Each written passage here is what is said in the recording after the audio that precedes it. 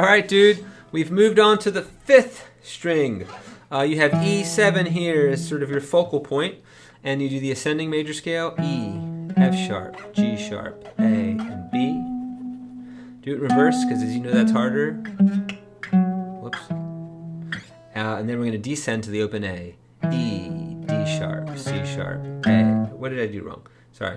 E, D sharp, C sharp, B, A, B, C sharp, D sharp, E. So you can tell I'm not paying quite enough attention. Do that in the major and the minor, and then more importantly, take the thirds you've been practicing and just up the ante one. So now you're going to combine it with the 4th string. So now you get B, E, and G sharp, which is an E major triad. 5, 1, 3, 5, 1, 3. As you know, we call these 6/4s because this is a 6. The distance between this B and this G sharp, and the distance between this B and this E is a 4th. So it's a 6 and a 4th. 6/4. Now you're going to end up playing, as you run these 3 scales in parallel, you end up playing a whole row of 6/4s. So it's E 6/4, F sharp minor 6/4, G sharp minor 6/4, A 6/4, which I play with the outer fingers because it's convenient at this point, B 6/4, C sharp 6/4, and now a D sharp 6/4 would look like this, but you have to flatten the 5th, so there's no A sharp in the scale, there's an A natural. This gives you a D sharp diminished. Of course, the root's on the second in the middle voice, and that resolves very nicely to the E. So. And now once you've memorized that series, then you just start doing a 5-string picking pattern. Excuse me.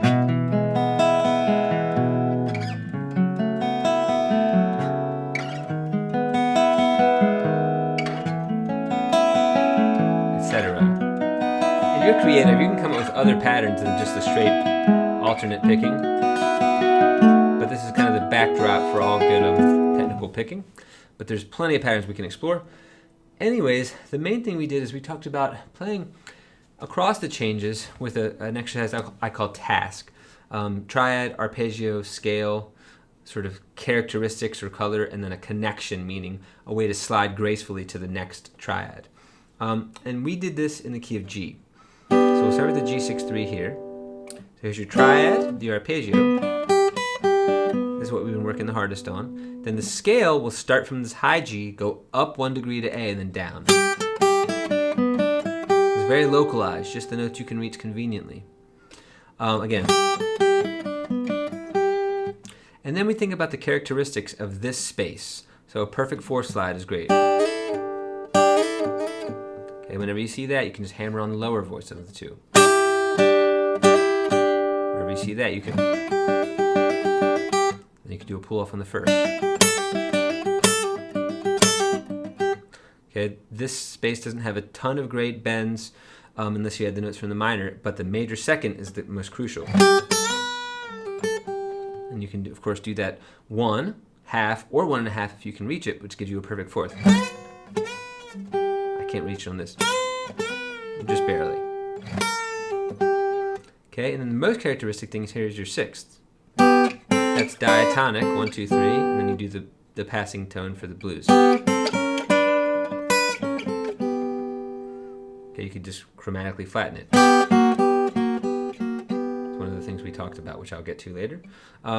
Okay, so then the other color thing is to just take your 1st finger up to the 2nd string, and now you're playing a 3rd.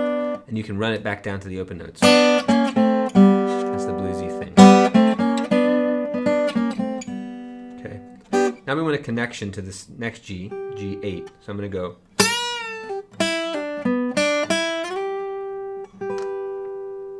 Again, I'm just bending, pulling off the B string.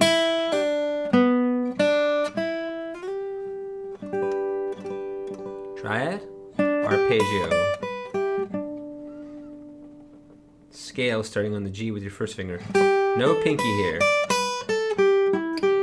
Again. Okay, country arpeggio. 1, 2 to 3, 5. And reverse it without ever picking your pinky up. So you end up with that perfect 5th at the end. That's one of the main color tones or characteristics of this spot. You have your 3rds. Diatonic or blues. Okay, you have oblique motion. Leave the root where it is and do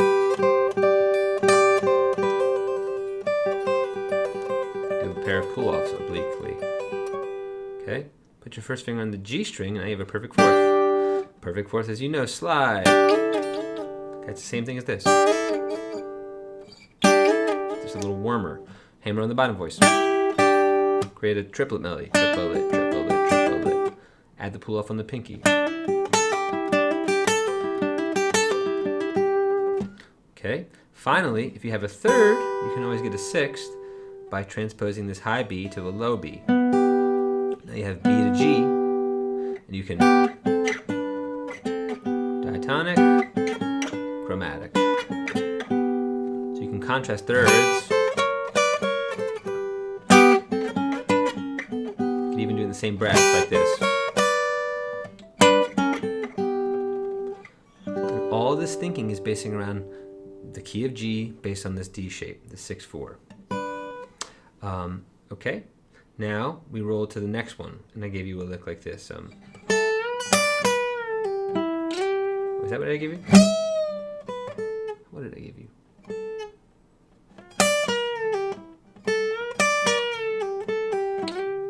Let's make it that.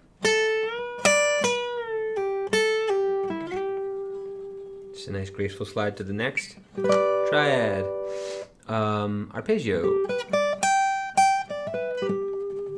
The scale here is the simplest, it's just whole steps. That gets you up to the major sixth and back to the root. Okay, now characteristic stuff here, the perfect fourth slide. The hammer on. Okay, you're at the top of the run of thirds here.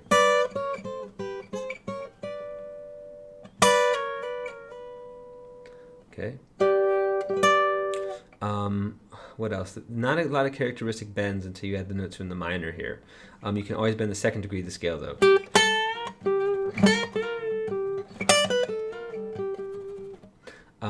What else did I give you with this position that's interesting?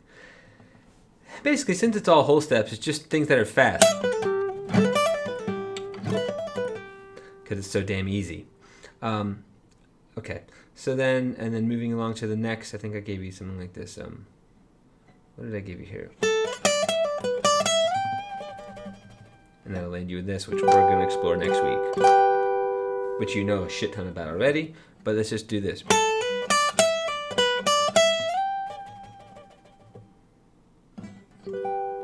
Okay, so that's the color, that's the task exercise. Triad, arpeggio, scale, color, and then the connection. So the connections, you could just try the connections like this. And then go. And then.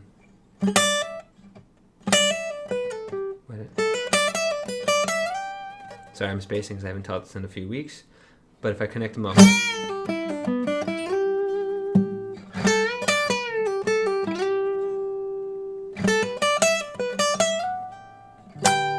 Kind of in each case, thinking about the triad you're connecting to. And then finally, we talked about chromaticizing parts of the triads. So rather than just destabilizing it by taking one note, which is also cool. We did that last week.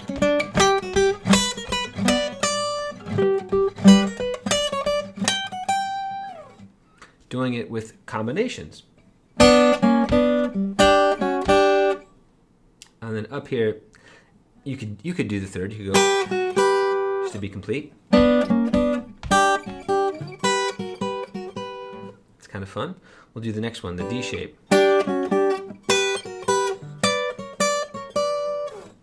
And then here, you have the built-in third on your pinky and your ring. And then you'd have the fourth up there.